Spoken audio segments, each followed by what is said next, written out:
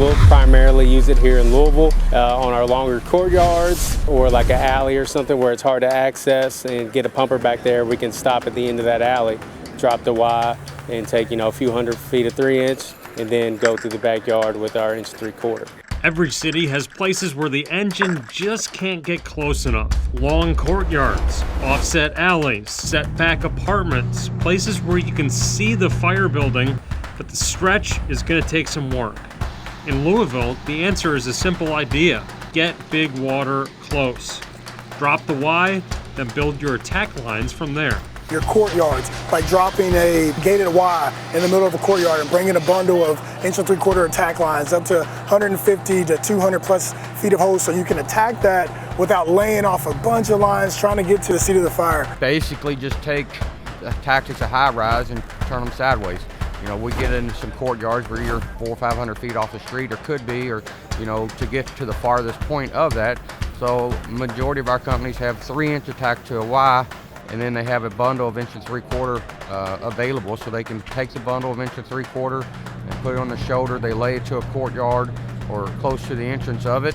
They'll drop the Y. It allows the engine company to pump to the Y. It allows the next engine in to bring their bundle of hose, hook up to the Y, and you have 2 lines pretty quick on an apartment fire. This is the horizontal high-rise concept, and on this episode, Louisville firefighters walk through an overview and then provide tips on how to avoid problems in 9 key areas of the evolution.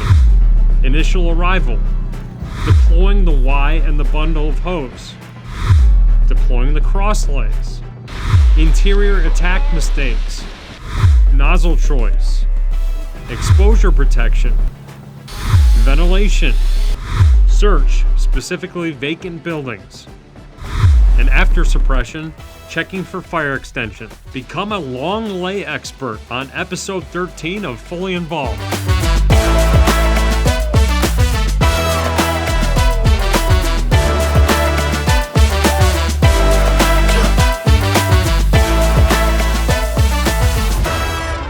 Ranges depending on which part of the city you're in. If you're in West Louisville or Portland or Old Louisville or East Louisville or downtown, you're going to see a different dynamic depending on where you're responding from.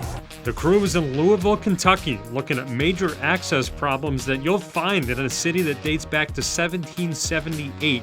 Courtyards, alleys, setback buildings, and residential stretches where the engine may not be able to get where the crew needs the water to go. Here's the scenario. Fires in a home that's set back and access on the street is tough. Louisville Fire Department treats this like a high-rise laid on its side. Here's what you'll find on this particular crew. 3-inch supply, a gated Y, an 1.75-inch attack line, and a plan for the next company coming in. The engine has to get water moving, and the truck has to think search. So what we're simulating today is companies responding to a report of a house fire. Our normal response for a house fire is 4 engines, 2 trucks, and a battalion chief. So what we're simulating is the first 2 pieces arriving, 1 engine and 1 truck. The engine's primary responsibility, get a supply line, get water on the fire. The truck, their main responsibility, search and rescue. The engine's doing that as well, but that's the main responsibility for the truck company. So what we're gonna see is, our example we're using is an offset alley, some might call it a courtyard. Our hose lay we're doing is laying 2. That's a term we use. Not many other people do that. Laying 2, we're laying a 3-inch supply line with the Y on it. Off one side of that Y, we'll lay our 1.75-inch attack line to go inside. The next arriving company, without disrupting our water flow, can hook into the additional side of the Y that we're not using. So what we're gonna see is the first engine laying a supply line, laying the Y, laying their initial attack line. The truck is coming in with them, lightning in hose, bringing in extra hose for them, but their main responsibility is to get to that seat of the fire and search and rescue. On a long lay, the first mistakes can happen before the line ever gets charged. And now every company after you is working around that first mistake. If our first company or 2 arrives on the scene and we'll go back to the extreme positioning. You position the wrong spot, you bottleneck the streets, companies are parking a block away where they should be parking 10 feet away. Supply lines, you lay your supply lines in the wrong locations, you're blocking access. You choose the wrong diameter hose line. You have a warehouse fire, you don't want to pull an 1.75-inch hose. You're not going to do any good with it. So just those initial key things, and if you make the wrong decisions, those companies are pulling in, and now we're playing catch up. That's not the position we want to put ourselves in. One of those critical early moves is deploying the gated Y and bundle of 1 3/4 hose. You're going to want to make sure you get that Y on your shoulder, and then you're also going to have that bundle. You may have 200 feet of that 1 3/4. You're going to have that over your other shoulder. Big thing where you can mess up on that scenario is not judging your distance right. If you bring that Y too far into your courtyard or all the way up to the front door, like you're laying Crosslay, you're going to have it all bunched up there at the door. So you want to be able to, and that takes reps, judging your distance of how far I am from the door. All right, how far am I from the pumper? Let me go ahead and drop the Y here, and then I'm going to start flicking out my 200 feet that I've got on my shoulder. Drop the gated Y right, and the line has room to work. Drop it wrong, and the crew is fighting the hose before they even fight the fire. When it fits the distance and the building, pulling from the Crosslay can be the fastest way to get a line in service. We pulled our Crosslay, so Firefighter just grabbed a couple flakes from the top, and you notice he walked backwards to kind of flake it out as he went.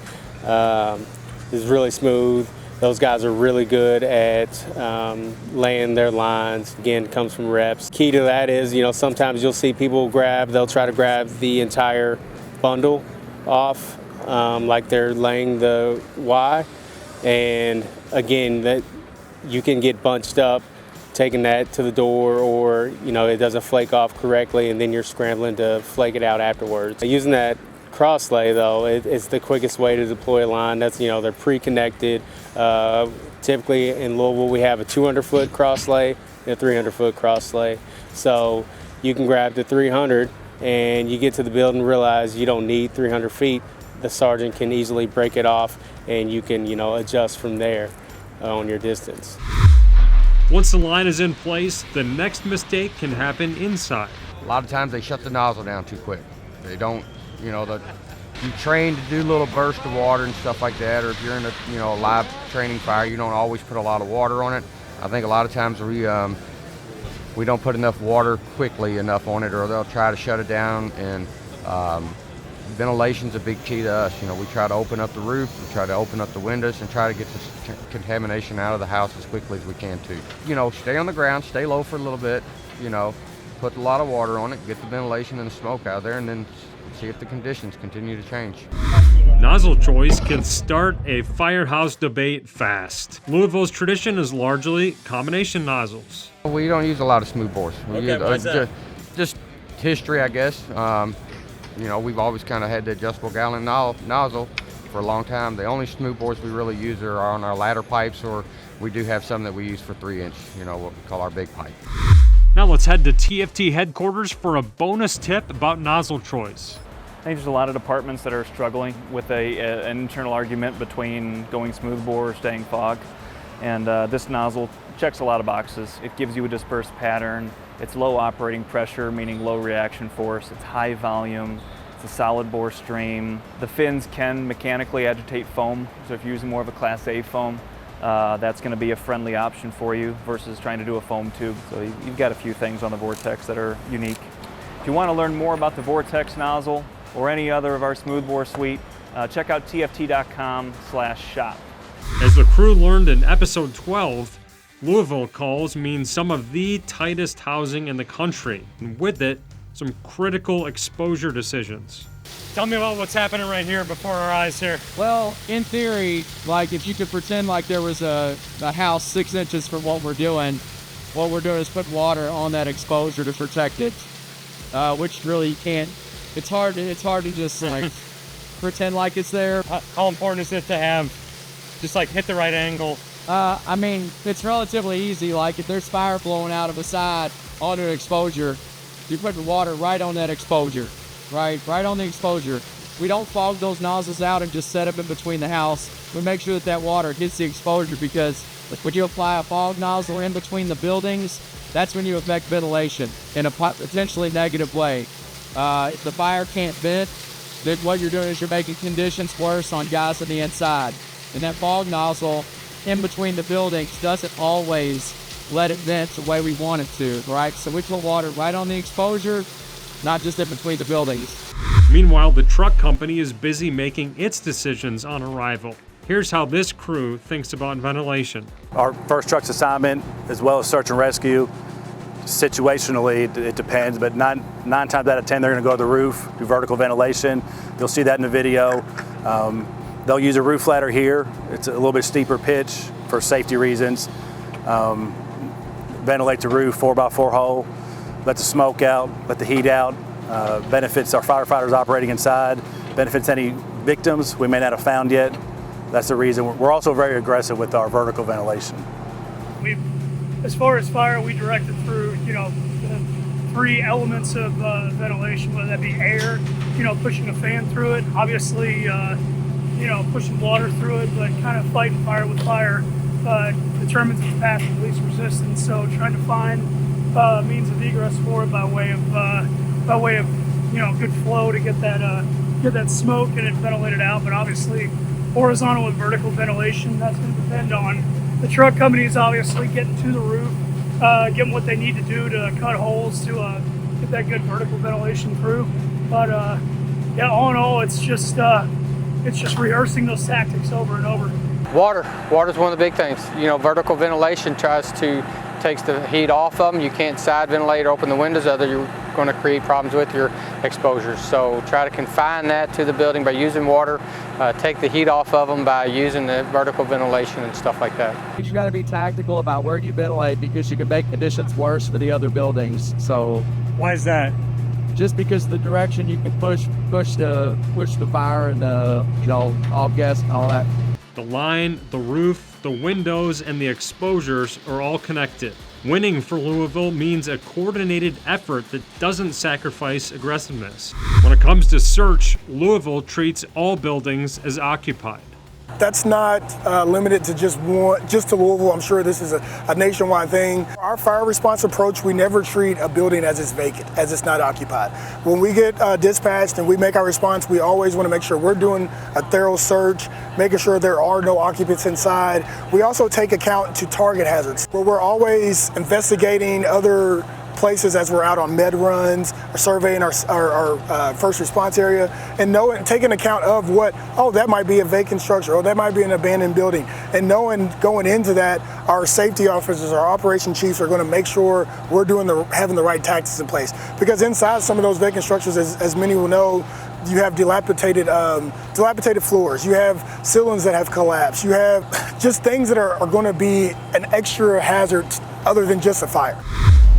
The fire may look knocked down at this point, but the work's not done until the building is opened up and checked. Checking for fire extension, right? You think you got it knocked down, but you don't know where it's traveled from there. Our guys on our ladder companies and truck companies, they're real diligent about getting walls and ceilings opened up and checking for fire extension. So make sure it's done. So what does Louisville want you to take back to the station? The long lay is not just a hose stretch, it's a system. The apparatus position, the supply line, the why, the bundle of hose, the crosslay option, the exposures, the roof, the search, and the overhaul. All of it has to work together.